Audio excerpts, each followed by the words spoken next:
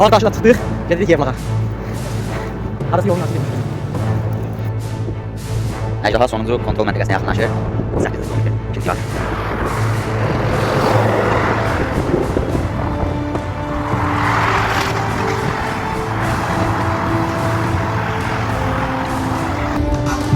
Bir şəkəsinə yaxınlaşır.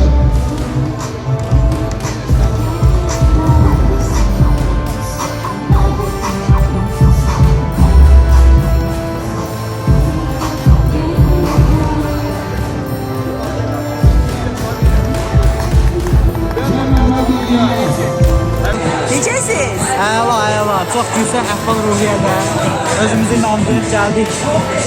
Bu ultramaratondakı ən çətin günü başa vurduq. İnşallah özümüzü sabah hazırlayacağıq, sabahda uğur nəticə əldə etmək haqqında fikirləşirəm, inşallah görüşərik. Bütün iştirakçılara uğurlar arzulayıram. Finişə gələ bilmək idmançıları növbəti yarışlarda uğurlar. Təşəkkür edirəm, sağ olun. Sabah startda görüşərik. İnşallah görüşərik. Sağ ol. Sağ ol.